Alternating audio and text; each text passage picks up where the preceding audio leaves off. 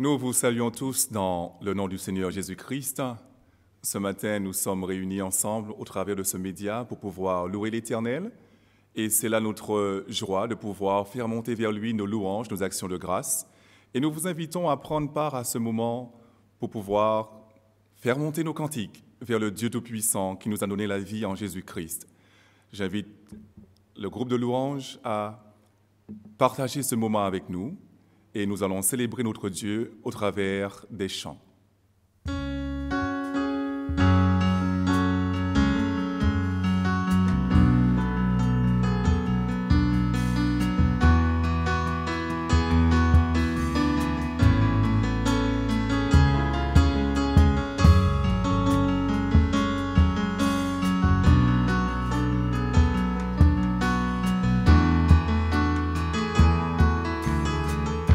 Je veux demeurer dans ta grâce.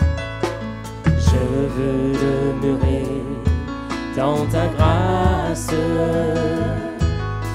Je n'ai rien à donner, ni rien à te prouver. Je vais m'humilier devant ta face. Tu me connais si bien, je ne te cache rien. Il n'y a que toi seul, ô mon Jésus, qui ai connu mes craintes et mes frayeurs. Et il n'y a que toi seul, ô mon Jésus, qui d'un regard vient apaiser mon cœur. J'apprends à mourir à moi-même.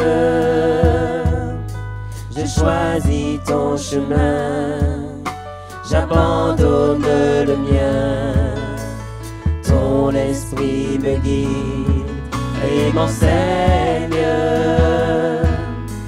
à dépendre de toi. J'ai tant besoin de toi.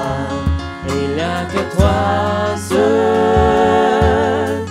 seul, ô mon Jésus, qui ai connu mes craintes et mes frayeurs.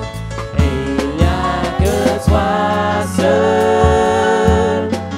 seul, ô mon Jésus, qui d'un regard vient apaiser mon cœur.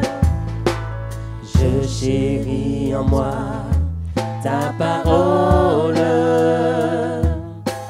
elle me parle de toi, elle fortifie ma foi. J'apprends à prier tes prières.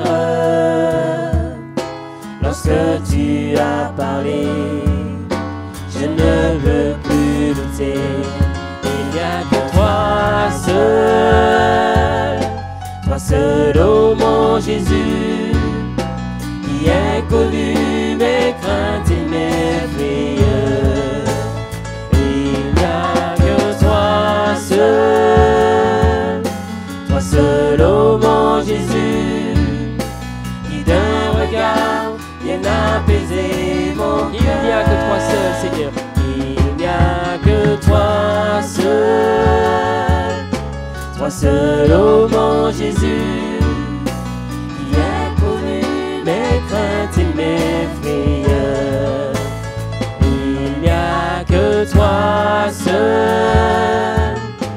seul, ô mon Jésus, qui d'un regard vient apaiser mon cœur.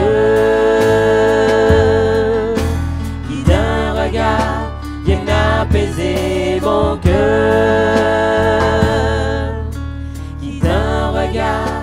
Viens apaiser mon cœur.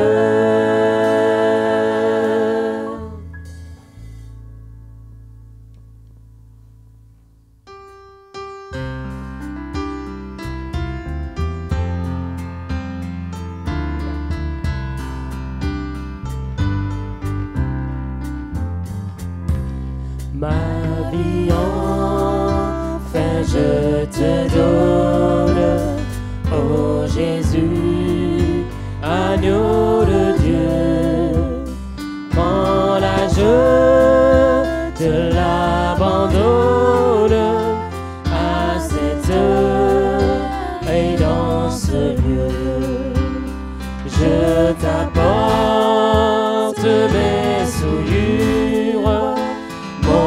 péché, mon mauvais cœur, dans le sang de tes blessures, blanchis-moi, divin sauveur.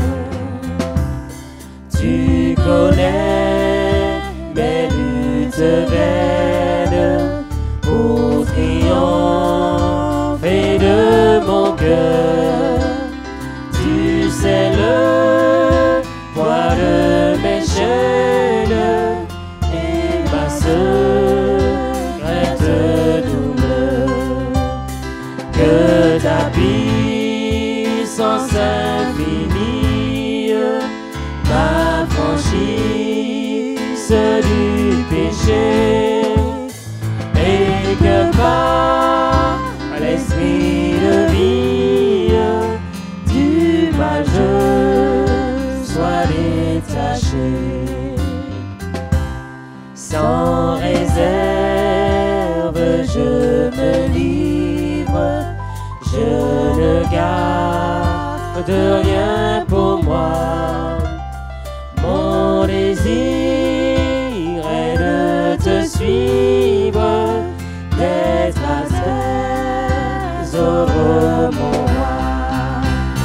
Joyeux dans l'obéissance que tu donnes, que je veux, sans plus tarder je m'élance d'un coup d'aile vers les cieux.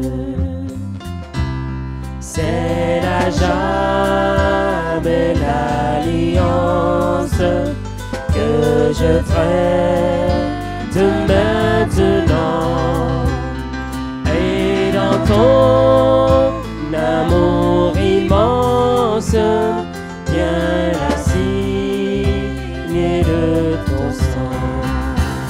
Si je regarde à moi-même un instant, je suis perdu, mais tu sauras ton cœur même me tenir debout, Jésus.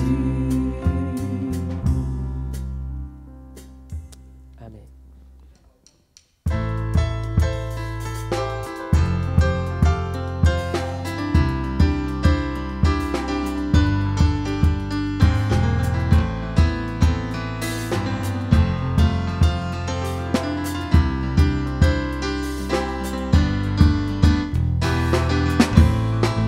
Qui est semblable au lion à l'agneau, assis sur le trône. Les monts s'inclinent et l'océan rugit devant le Seigneur. Qui est semblable au lion à l'agneau, assis sur le trône. Les monts s'inclinent et l'océan rugit devant le Seigneur. Louez Adonai, du lever du soleil jusqu'à la fin du jour. Louez Adonai, toutes les nations du monde, tous les anges et tous les saints te louent.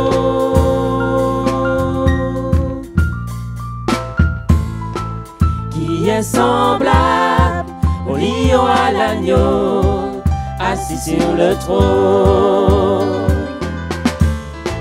Les monts s'inclinent et l'océan rugit devant le Seigneur. Qui est semblable au lion à l'agneau, assis sur le trône. Les monts s'inclinent et l'océan rugit devant le Seigneur. Louez, louez Adonai, du lever du soleil jusqu'à la fin du jour. Louez Adonai, monde, tous les anges et tous les saints te louent Adonai. Du lever du soleil jusqu'à la fin du jour, louez Adonai. Toutes les nations du monde, tous les anges et tous les saints te louent.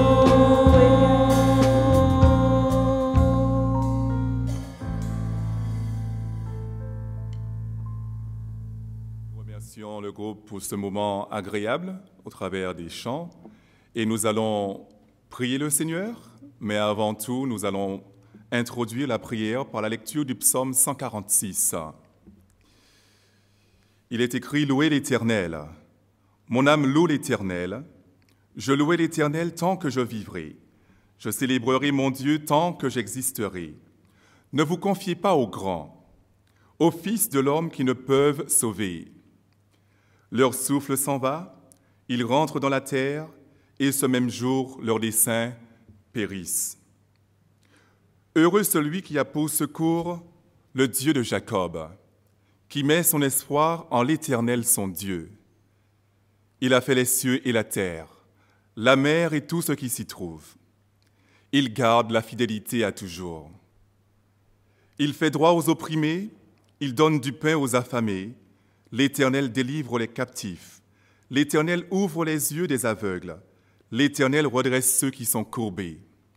L'Éternel aime les justes. L'Éternel protège les étrangers. Il soutient l'orphelin et la veuve, mais il renverse la voix des méchants. L'Éternel règne éternellement. Ton Dieu, ô Sion, subsiste d'âge en âge. Louez l'Éternel. Prions le Seigneur.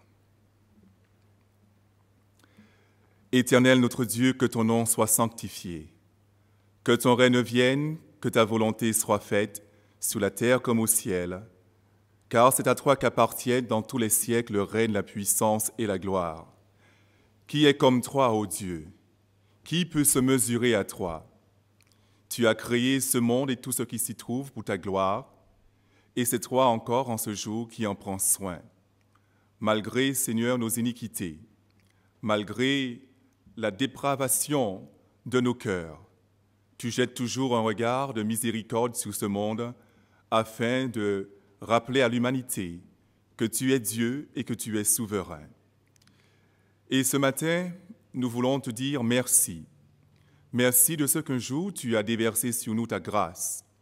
Cette grâce ineffable où tu nous as donné la vie en Christ et nous pouvons nous réjouir parce que tu as fait de nous tes enfants. Merci pour ton amour. Merci pour le pardon de nos péchés. Merci, Seigneur, de ce que tu nous conduis encore en ce jour, de ce que tu répands ton esprit avec abondance sous tes enfants. Nous te prions de nous pardonner nos iniquités, de nous purifier par le sang de Christ, de disposer nos cœurs afin de te célébrer, afin de t'offrir ce culte en ce jour et qu'il soit pour toi un sujet agréable. Seigneur, nous te prions pour notre nation, nous te prions de la visiter et de faire encore miséricorde à tous ceux qui ne te connaissent pas. Nous savons que tu es lent à la colère et que tu es riche en bonté, et nous te prions d'ajouter à ton Église ceux qui sont sauvés. Merci Seigneur, merci pour la vie nouvelle en Jésus, merci pour le Saint-Esprit, merci pour l'espérance des saints. Bénis ton Église, bénis Seigneur cette offrande en ce jour, et que ton nom soit glorifié. Nous t'avons prié par Jésus-Christ notre Seigneur. Amen. Nous avons un chant spécial qui sera présenté par nos sœurs, et le titre de ce chant est « Mon secours est en toi ».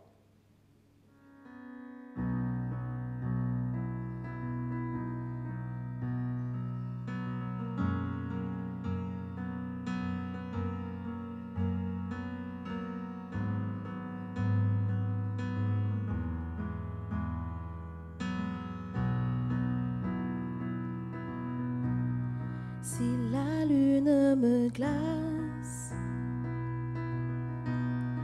et le soleil menace. Créateur des étoiles, mon secours est en toi. Si mes larmes ruissellent et que mon pas chancelle, Créateur de la terre, mon secours est en toi.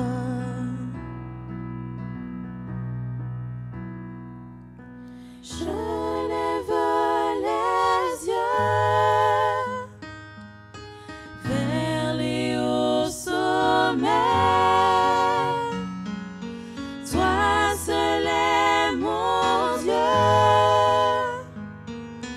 Je proclamerai. Toi seul est ma force. Toi seul me restaure, mon secours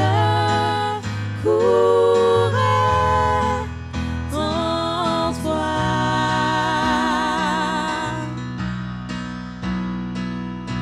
Toujours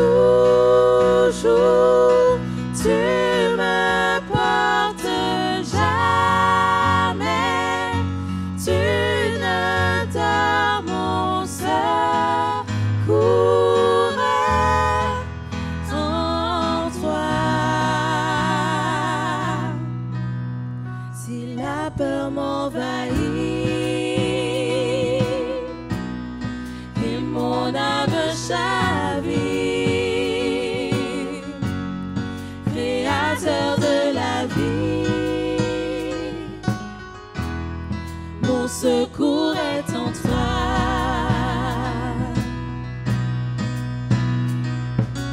Je lève les yeux vers les hauts sommets.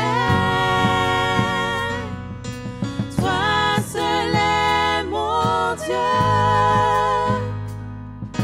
Je proclamerai. Toi seul est ma force. Toi seul me restaure, mon secours est en toi.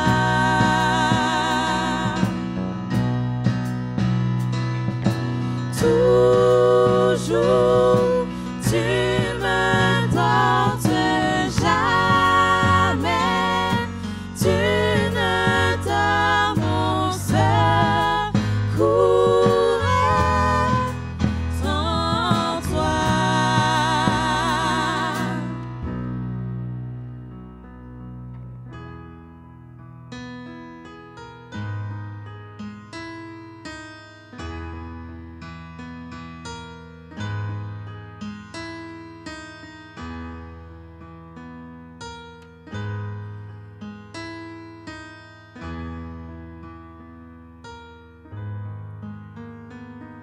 Ta victoire, mon espoir, ton chemin, mon destin, ton salut, mon refuge, tout est en toi. Ta victoire, mon espoir, ton chemin, mon destin, ton salut, mon refuge, tout est en toi. Ta victoire, mon espoir, ton chemin, mon destin, ton salut, mon refuge, tout est en toi. Ta victoire, mon espoir, ton chemin, mon destin, ton salut, mon refuge, tout est en toi.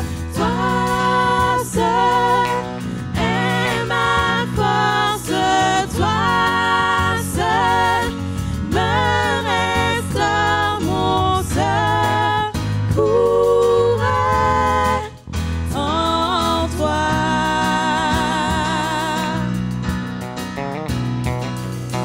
Toujours tu me portes,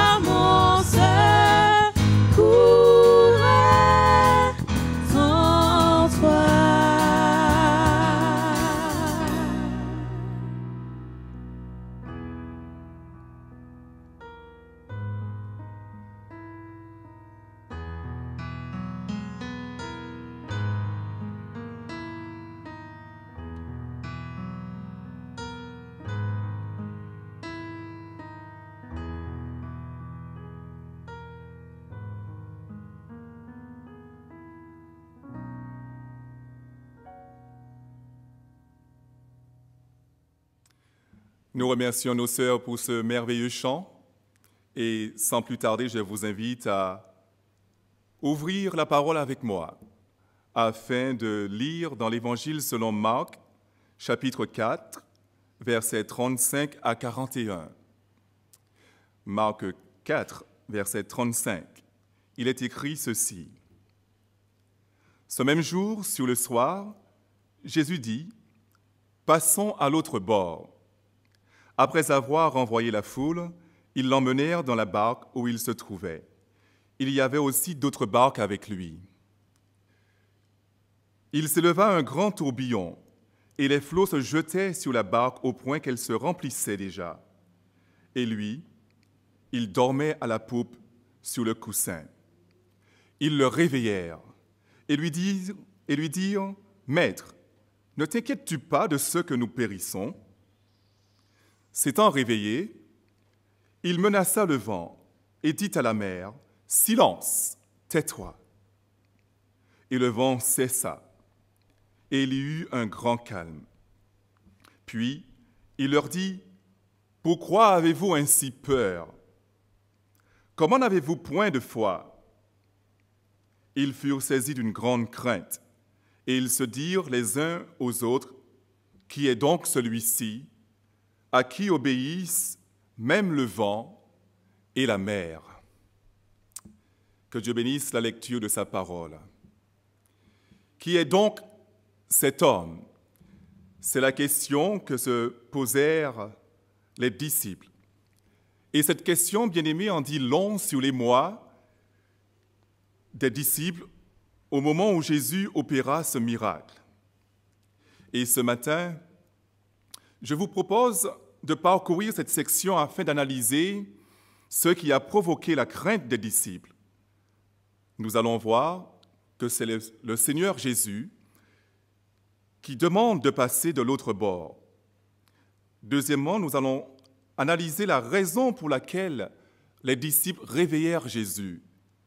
Et ensuite, essayer de comprendre pourquoi les disciples furent interloqués par l'autorité que Jésus a démontrée sous les éléments déchaînés.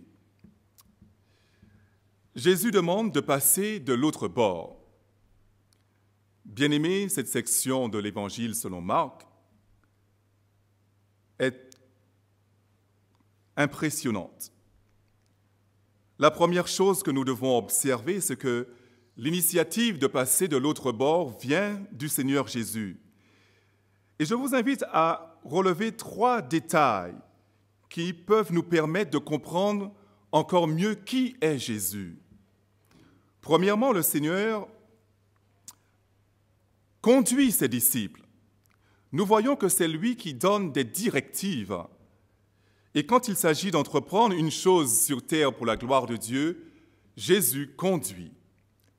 Et cet élément de la vie du Christ peut être vérifié dans les 4 évangiles où nous le voyons constamment prendre des décisions et donner les directives en ce qui concerne le royaume de Dieu. Pourquoi? Parce que Christ est Dieu fait homme. Et cela nous montre que Dieu n'est conduit par aucun homme, mais que c'est lui qui, dans sa souveraineté et son autorité divine, conduit les hommes dans la direction qu'il veut. La deuxième chose que nous pouvons relever ici dans la décision du Seigneur, c'est qu'il ne conduit pas toujours ses disciples dans des sentiers faciles à franchir. La décision de traverser ce lac, d'aller à l'autre bord, n'était pas forcément un chemin facile. Et cela nous permet de comprendre que être sous les ordres de Christ n'est pas synonyme de facilité dans la vie. La troisième chose que nous pouvons conclure, c'est que le Seigneur Jésus-Christ maîtrise tout ce qui se présente sur les chemins par lesquels il nous conduit. Quelle que soit la nature des événements qui peuvent se présenter sur le chemin, Jésus-Christ n'est pas surpris.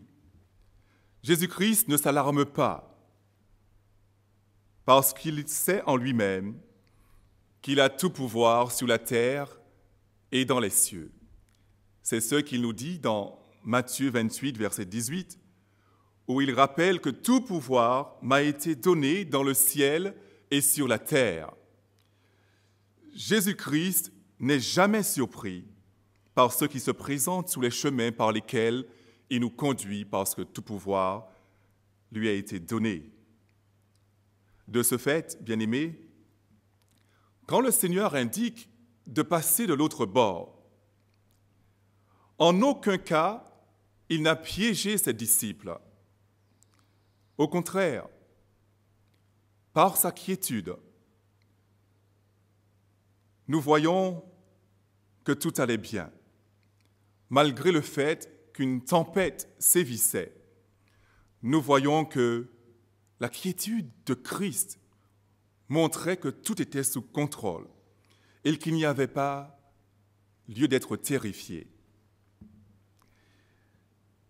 Cela nous conduit maintenant à analyser la raison pour laquelle les disciples réveillèrent Jésus. Vous savez, ce texte est vraiment riche en enseignements. Et ce qui ressort ou qui impressionne de ce récit, ce n'est pas forcément le fait qu'il y eut une tempête, malgré que la tempête est un élément important de l'histoire qui nous est rapportée. Ce qui est impressionnant ici, c'est la manière que l'évangéliste Marc va articuler la nature des événements pour mettre les projecteurs sur Jésus-Christ au verset 38, 39 et 40 de ce texte. Marc va dans un premier temps nous présenter une tempête qui fait rage et qui précipite les disciples dans la crainte.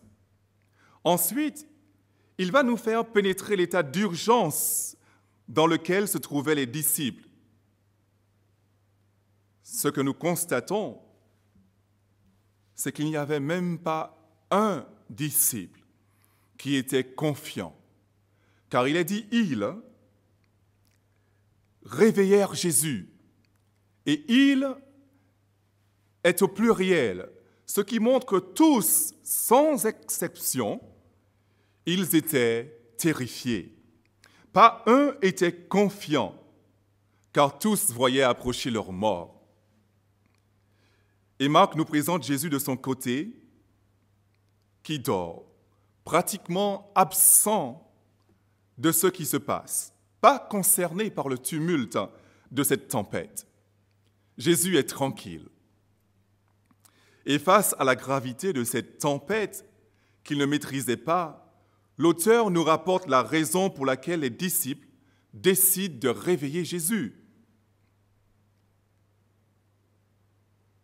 Ils le réveillèrent pour lui dire « Maître, nous périssons ». Parce qu'ils voyaient arriver leur mort, ils décidèrent de réveiller Jésus. Et c'est très intéressant de voir ce qui se passe ici. Le Seigneur est appelé à l'aide par l'ensemble de ses disciples. Et nous voyons que tous s'écrièrent « Maître », ce qui nous permet de voir qu'ils étaient tous au même niveau. Parce que la parole nous dit « Ils s'écrièrent « Maître », ne t'inquiètes-tu pas que nous périssons. Ils étaient au même niveau face aux éléments déchaînés. Ils étaient en fait dépassés. Mais aussi tous affichaient la même lacune au sujet de qui était réellement Jésus-Christ. Voyez-vous, normalement, le titre « Maître » fait référence à l'autorité du Seigneur dans le domaine de l'enseignement de la parole de Dieu. Et lorsque vous regardez l'événement qui nous est rapporté ici, on peut se poser la question, pourquoi ces hommes appellent Jésus Maître dans de telles circonstances? Pourquoi crier Maître au beau milieu de la tempête? Marc nous permet de voir la panique et la détresse des disciples. mais il nous permet aussi de mesurer le manque de pertinence des disciples au beau milieu de cette tempête. Car il nous permet de voir que ces hommes n'avaient pas compris réellement qui était Jésus-Christ et ce dont il était capable. Il était clairement inapproprié d'appeler Jésus maître dans de telles circonstances. C'est vrai que la tempête faisait rage. C'est vrai que la tempête menaçait d'ôter leur vie. Mais ce n'était pas cette facette de la personnalité de Jésus qu'il convenait d'invoquer. Ça nous permet de voir leurs limites dans ce qu'ils connaissaient à propos du Seigneur Jésus-Christ.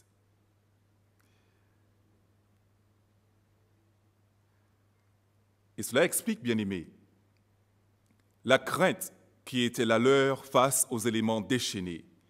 S'ils connaissaient davantage qui était Jésus, s'ils avaient vraiment compris qui représentait Jésus, certainement ils auraient été un peu plus rassurés face aux éléments déchaînés.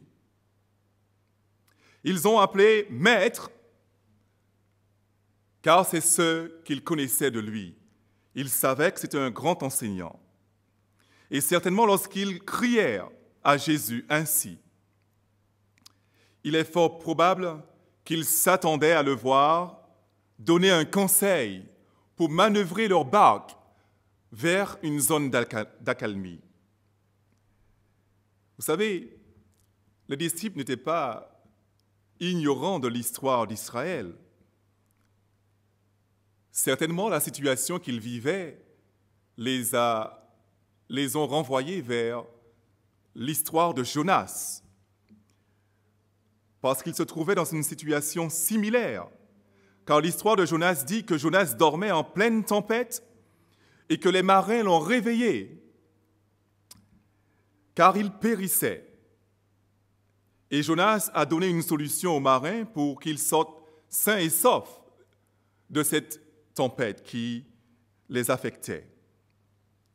Et certainement, les disciples se disaient, certainement, le Maître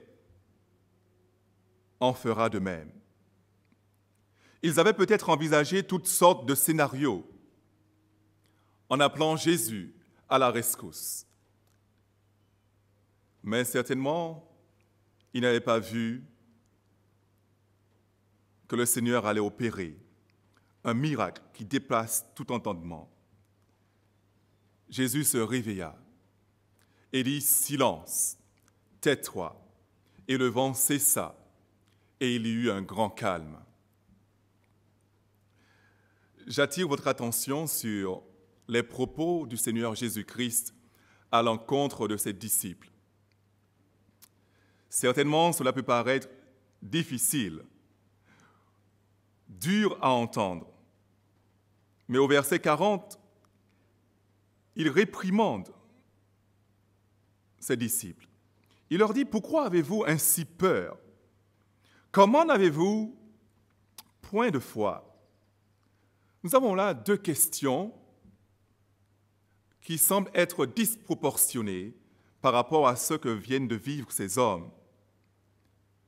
Parce que ce sont eux qui ont réveillé Jésus. Cela aurait pu s'apparenter à un acte de foi. Ils ont vu qu'ils périssent et ils font appel à Jésus.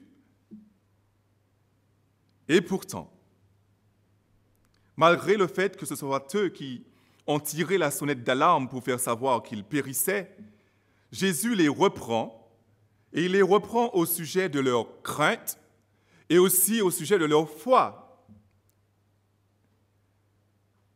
Ça paraît, je dis, disproportionné. Et on peut se demander, mais pourquoi? Pourquoi le Seigneur reprend ses disciples? Bien-aimé, l'initiative des disciples n'était pas une bonne initiative. Parce que, en faisant part de leur inquiétude à Jésus, ils ont aussi cherché à déverser sur lui leur anxiété concernant la fin de la traversée. Notez bien ce qu'ils disent au Seigneur lorsqu'ils le réveillèrent. Il est dit au verset 38, à la fin de ce verset, ce sont les disciples qui parlent, « Maître, ne t'inquiètes-tu pas de ce que nous périssons ?» Notez cette tournure de phrase, « Ne t'inquiètes-tu pas ?» Eux, ils étaient inquiets. Et ils sont surpris de voir que Christ lui-même n'est pas inquiet. Et on sent dans leur initiative qu'ils cherchent aussi à remplir Christ de leur propre inquiétude. Et c'est là une initiative qui n'est pas appropriée par rapport à la situation dans laquelle ils étaient. Et Jésus, après avoir calmé cette tempête, il revient à la charge pour leur montrer qu'il n'y avait pas lieu d'avoir peur, parce que la réponse de Jésus est en relation avec cette inquiétude affichée par les disciples. « Pourquoi avez-vous peur ?» Autrement dit, mais pourquoi êtes-vous inquiets? Qu'est-ce qui a suscité votre inquiétude? Pourquoi avez-vous ainsi peur? Nous le voyons, bien-aimés. Les disciples disent à Jésus qu'ils sont non seulement inquiets, mais qu'ils vont périr.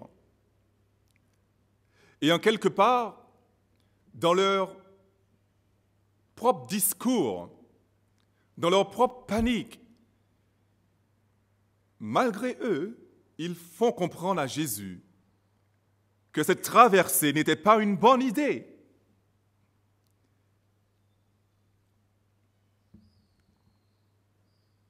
Ce verset 40 est aussi un verset pivot qui concerne l'attitude des disciples face à la tempête et leur attitude aussi vis-à-vis du miracle que Jésus a fait. Ce verset va pointer du doigt leur attitude au beau milieu de la tempête, mais aussi leur attitude à la suite de ce merveilleux miracle que Jésus a réalisé. Ce que nous rapporte Marc au verset 41 est une scène surréaliste. Nous voyons que les disciples sont interloqués par l'autorité de Jésus sur les éléments déchaînés. Ces hommes étaient paniqués. Ces hommes étaient terrifiés par cette tempête. Ces hommes voyaient littéralement leur mort. Et je dis que c'est une situation, une scène du moins surréaliste, parce que,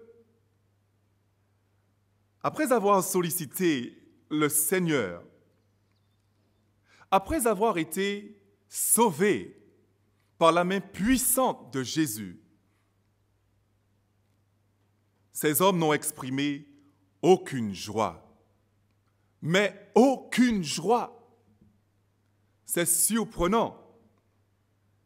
Généralement, lorsqu'un être humain fait face à un danger et lorsqu'il en est délivré, sa première réaction, ses premières émotions sont la joie, le soulagement, la gratitude. Et là, nous voyons que ces hommes n'expriment rien de cela. Ils n'ont pas été joyeux. Ils n'ont pas exprimé leur gratitude envers le Christ, alors que ce sont eux-mêmes qui l'ont appelé à l'aide. Ils sont restés impassibles. Je dis que cette scène est surréaliste parce que même la réprimande du Seigneur passe au second plan, par rapport à la portée de ce miracle. Il y a quelque chose qui a captivé l'attention des disciples. Et c'est ce que nous rapporte Marc au verset 41. Il dit, concernant les disciples, « Ils furent saisis d'une grande frayeur. Et ils se dirent les uns aux autres, « Quel est donc celui-ci à qui obéissent même le vent et la mer ?» Ces hommes furent remplis d'une grande frayeur après que Jésus eut calmé la tempête, après que Jésus les a délivrés de la mort qui les attendait. Ils furent saisis d'une grande frayeur, au point de ne pas exprimer de gratitude, au point de ne pas exprimer de joie, au point de ne pas exprimer de soulagement, au point de ne même plus penser à la mort qui les guettait. Et la question qui se pose, c'est pourquoi furent-ils saisis d'une telle frayeur? Bien-aimés et amis visiteurs, ces hommes ont vu Jésus déployer une puissance qu'aucun homme naturel ne peut posséder. Et à la vue de ce spectacle, ils se sont rendus compte d'une chose, c'est qu'ils se sont trompés au sujet de celui qu'ils appelaient eux-mêmes maître. Oh, certes, il était un enseignant formidable, mais on ne pouvait pas le limiter seulement à son enseignement. Ils savaient qu'ils marchaient à côté d'un grand prophète. Ils savaient qu'ils étaient aux ordres d'un homme de Dieu. Ils savaient que Christ était capable de faire de grands miracles et de faire des exorcismes. Mais il y a une chose qu'ils n'avaient jamais inclus dans leur entendement, c'est que Christ est lui-même Dieu, Dieu fait homme. Et voir Christ commander les éléments naturels, voir les éléments obéir à Christ, cela les a ébranlés. Cela les a ébranlés au plus profond d'eux-mêmes. Car ils savaient en quelque part que le seul qui a le pouvoir de commander aux éléments, que ce soit le vent, le soleil, la pluie, la neige, la mer et toute la création, est le Créateur. Seul le Créateur a le pouvoir de dicter aux éléments ce qu'il veut. Et certainement, les disciples ont compris qu'ils avaient affaire à un homme bien plus grand que ce qu'ils avaient imaginé. Christ qui commande les éléments déchaînés qui obéissent à Christ, est simplement le témoignage de Dieu manifesté en cet homme. Et nous pouvons comprendre pourquoi ces hommes ont été saisis d'une telle frayeur. Nous pouvons comprendre pourquoi ils n'ont exprimé aucune gratitude. Nous pouvons comprendre pourquoi la réprimande au sujet de leur peur et au sujet de leur foi est passée au second plan. Parce qu'ils ont certainement éprouvé les sentiments qui ont traversé l'esprit du prophète Ésaïe lorsque celui-ci a eu la vision du Seigneur sur son trône. Dans Ésaïe 6, verset 5, le prophète a dit « Malheur à moi, je suis perdu, car je suis un homme dont les lèvres sont impures. J'habite au milieu d'un peuple dont les lèvres sont impures, et mes yeux ont vu le roi, l'Éternel des armées. » Ces hommes ont été saisis d'une grande frayeur parce qu'ils se sont rendus compte qu'ils étaient en présence de Dieu. Et ils se sont rendus compte qu'ils étaient des pécheurs. Et que la présence de Dieu, à leur côté, dans cette barque, pouvait causer leur mort. Mais la différence ici, concernant Jésus, c'est qu'il est venu dans le monde, non pas pour juger le monde, mais pour le sauver. Et même si la crainte des disciples était justifiée, même si Jésus est Dieu, il est évident qu'il n'allait pas détruire tous ceux qui étaient autour de lui. Il est évident qu'il n'allait pas mettre la vie de ces hommes en péril. Parce qu'il est venu volontairement dans ce monde pour demeurer parmi les pécheurs, afin de faire connaître le royaume de Dieu, afin de faire connaître l'amour de Dieu, afin de faire connaître le moyen par lequel Dieu sauve de cette génération perverse. En fait, si en quelque part la crainte des disciples fut légitime, ils devaient savoir que lors de sa première venue, Christ était venu pour sauver. Christ était venu pour gagner et non pour perdre ce que le Père lui a donné. Bien-aimés, les disciples ont vu la divine puissance de Dieu en Jésus-Christ. Et ils se sont rendus compte qu'ils étaient de pauvres pécheurs qui se trouvaient en présence de Dieu. Et cela doit interpeller tous ceux qui continuent à marcher dans leur péché, tous ceux qui sont inconvertis. Parce que voyant la réaction des disciples, il y a de quoi s'interroger. Beaucoup de personnes pensent que Dieu, dans sa sainteté, tolère toutes choses.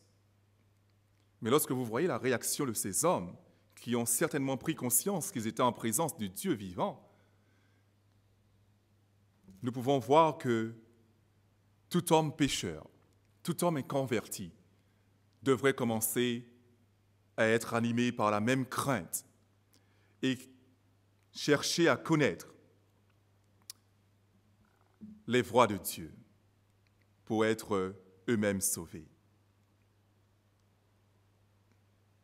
Les disciples, ici, furent saisis d'une grande crainte.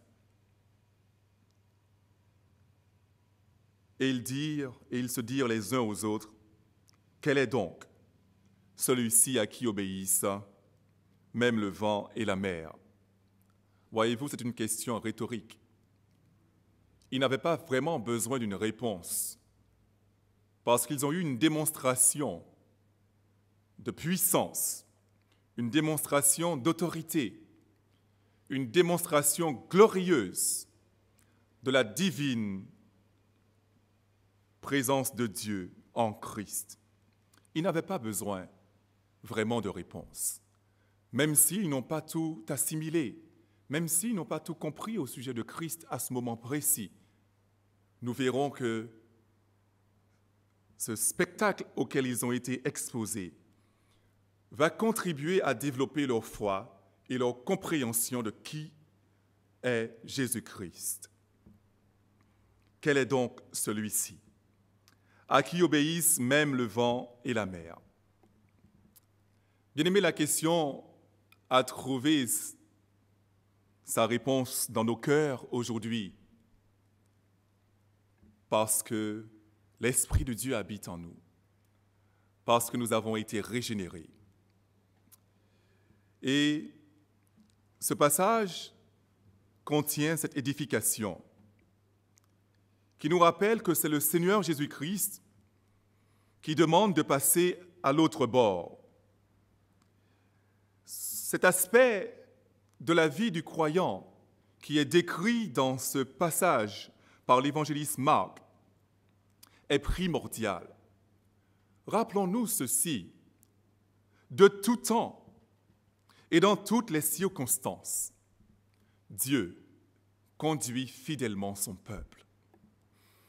Dieu conduit fidèlement ses enfants pour la gloire de son nom. Dieu est aux commandes. C'est ce que nous présente ici Marc dans cette section. Et la raison pour laquelle les disciples réveillent Jésus, c'est parce qu'il est celui qui sauve en tout temps ceux qui crient à lui. Même si Jésus les reprend sur leur attitude,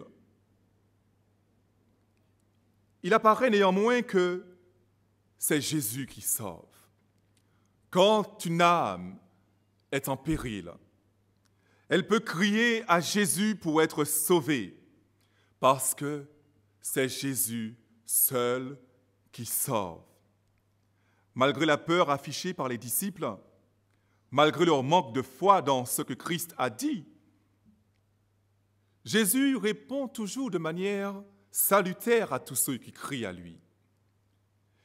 Il n'est jamais insensible, même si la foi que tu peux avoir est plus proche du niveau 0 que du niveau 100. Jésus verra la sincérité quand même de ton cœur et il viendra te secourir. La troisième chose que nous avons vue dans ce passage, c'est que les disciples sont interloqués par l'autorité de Jésus sous les éléments déchaînés et qu'ils ont été saisis de frayeur. Mais il faut que nous puissions bien comprendre cette frayeur, cette notion de frayeur. C'est une grande crainte qui était passagère. Ce n'est pas une crainte qui était permanente. Lorsqu'il est dit qu'ils furent saisis d'une grande peur, c'était quelque chose de passager. Parce que jamais une telle chose n'était produite de leur vivant. Ces hommes n'avaient jamais assisté à pareille chose. Voir un homme venir commander au vent et à la mer déchaînée de se taire et qui puisait voir les éléments lui obéir était quelque chose d'incroyable. Et par ce miracle, ils ont été saisis de crainte. Seulement cela nous montre que Dieu fait des prodiges qui dépassent notre imagination. Parfois, nous pouvons crier à l'Éternel, mais la réponse de l'Éternel n'est jamais en proportion. Elle n'est jamais proportionnelle à la demande que nous lui faisons. Cette histoire que nous avons visitée aujourd'hui est très particulière, car elle est proche de cette période que nous traversons. Et pour beaucoup d'entre nous, c'est certainement la période la plus étrange que nous ayons vécue.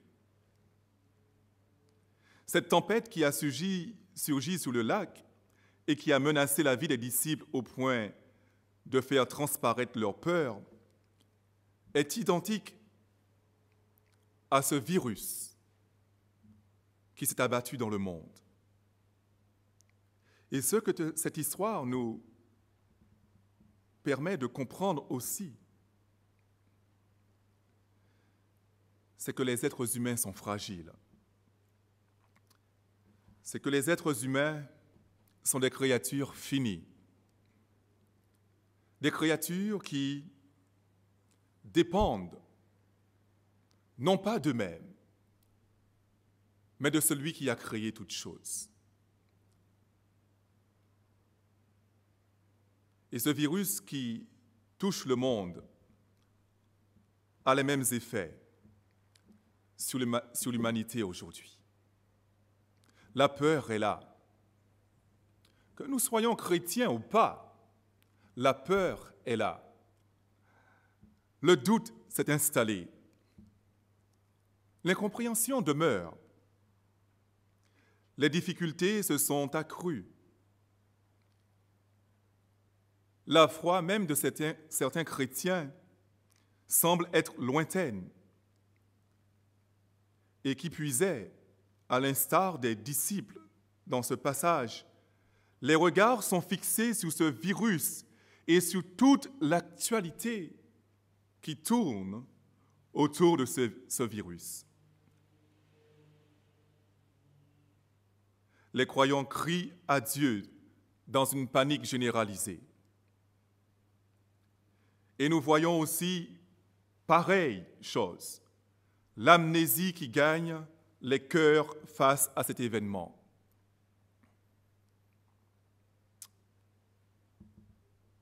Bien-aimés, nous voyons que ce sont là des réactions humaines. Mais en vérité, c'est ce que nous sommes. Nous sommes des êtres humains. Que nous soyons croyants ou pas, ne sommes-nous pas des êtres humains? En effet, nous le sommes. Et ces réactions font partie de notre humanité. Et je ne blâmerai personne ici pour ces choses. Seulement, pour nous croyants, nous qui avons mis notre foi en Jésus-Christ, nous devons nous rappeler ce que Marc nous enseigne dans ce passage. Jésus est dans la même barque que les disciples. C'est-à-dire que Jésus est dans la même barque que nous. Jésus est tranquille. Jésus ne s'alarme pas. Malgré les éléments déchaînés, Jésus sait que tout va bien. Et tout est sous son contrôle. Aujourd'hui, nous devons garder une certaine confiance par rapport à ce qui se passe. Certes, nous pouvons être ébranlés. Certes, nous pouvons connaître une grande frayeur, comme les disciples. Mais le plus important pour nous n'est pas de demeurer dans cette frayeur, parce que Jésus n'est pas en train de dormir. Au contraire, il est là, à la droite du Père, et il intercède pour nous. Et nous ne devons pas oublier que c'est lui qui nous a dit, dans Matthieu 28, verset 20, « Je suis avec vous tous les jours, jusqu'à la fin du monde. » Marc nous rappelle ceci. Jésus est dans la barque. Et parce qu'il est dans la barque, nous ne sommes pas seuls. Et nous avons sujet de louer l'Éternel, de célébrer notre Dieu, même au plus fort de la tempête. C'est pour cela que le psalmiste disait « Je louerai l'Éternel tant que j'existerai ». Il n'a pas mis de condition. C'est simplement par son existence, de par ce qu'il expérimente. Il sait qu'il aura toujours sujet de louer l'Éternel. À vous tous qui avez marché avec Christ pendant quelque temps et qui, pour des raisons, avez lâché la main du Seigneur, je vous invite à reconsidérer ce passage afin de revenir à Dieu dans la repentance. Pourquoi? Parce que ce n'est pas Dieu qui vous a déçu. Dans les raisons qui vous ont peut-être bloqué, stoppé dans votre élan, ce n'est pas Dieu qui vous a déçu. C'est certainement votre manque de foi en lui qui est à l'origine de votre égarement. Mais puisqu'il vous a déjà trouvé, vous ne devez pas demeurer dans cet égarement. Ressaisissez-vous, revenez à Christ, parce qu'il est là et par sa présence. Et il garantit une marche et une destinée bien meilleure que ce que vous êtes en train de vivre. Je m'adresse aussi à vous tous qui êtes inconvertis et qui marchez dans ce monde sans connaître réellement la raison de votre vie. Sachez que Dieu vous a créé pour sa propre gloire, mais que dans l'état actuel de votre nature pécheresse, vous ne vivez pas à sa gloire. Et à cause de cette nature pécheresse dans laquelle vous demeurez, vous attisez la colère de Dieu sur vous. Mais Dieu, dans son amour, a envoyé Jésus-Christ pour payer la dette de vos péchés, afin que vous soyez sauvés et que vous puissiez faire face aux événements de la vie en toute quiétude. Sachez que Christ peut faire dans votre vie de plus grands miracles que celui qu'il a fait sur le lac. Il vous suffit de croire en sa mort et en sa résurrection. Il vous suffit de vous repentir de vos péchés et de vous détourner de vos mauvaises voies et de mener une vie à la gloire de Dieu pour être sauvé et pour entrer au bénéfice de sa gloire. Dans ce passage, Dieu a démontré que Christ a tout pouvoir sur la terre et les cieux. Il a calmé cette tempête. Il a ramené du moins la sérénité dans ses rangs. Et je crois qu'il en est capable et qu'il le fait encore aujourd'hui. Nous n'avons pas certainement les mêmes rappels que les disciples dans cette barque. Seulement nous avons le Saint-Esprit qui nous dit constamment de regarder à Jésus. Nous avons le Saint-Esprit qui met les projecteurs sur Christ, afin que nous ne puissions pas promener des regards inquiets, mais simplement pour regarder à celui qui peut nous délivrer de toutes les situations difficiles de cette vie. Bien-aimés, amis visiteurs, que Dieu nous bénisse et qu'il nous donne grâce encore pour comprendre ces choses. Soyez bénis et que le nom de Dieu soit glorifié.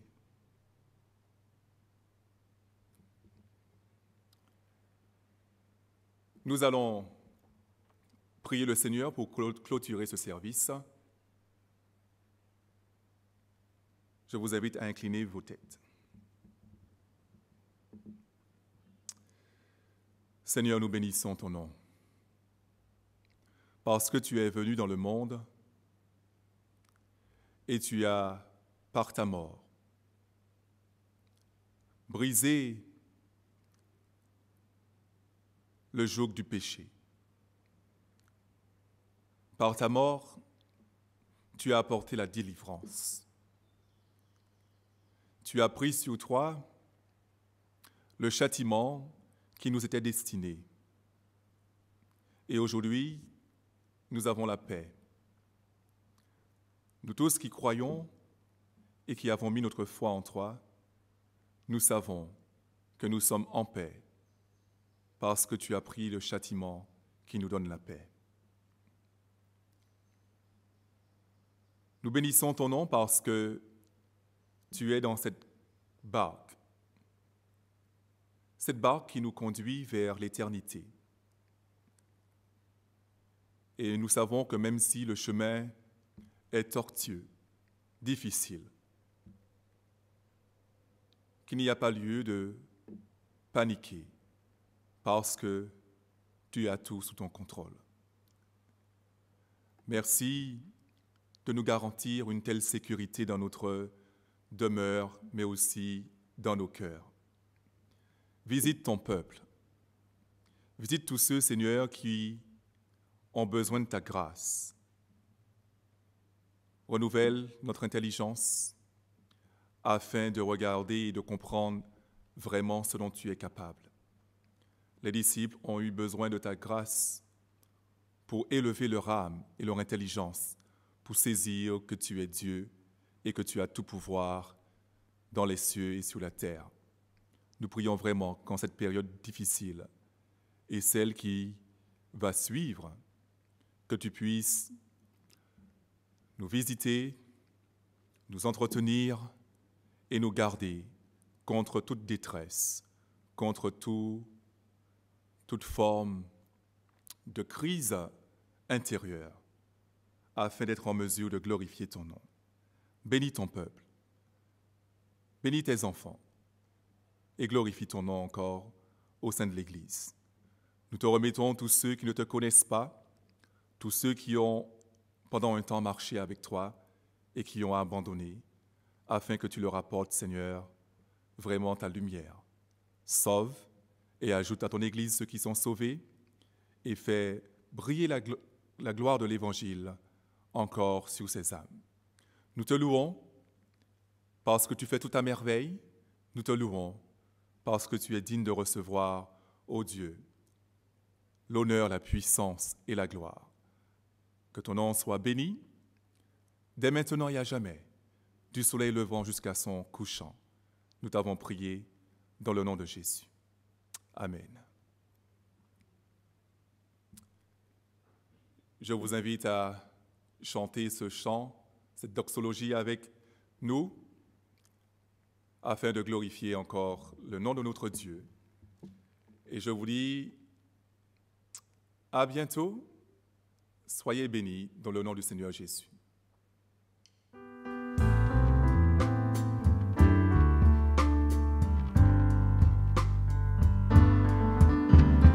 Dans les jours qui viennent, et quoi qu'il advienne, Dieu maintienne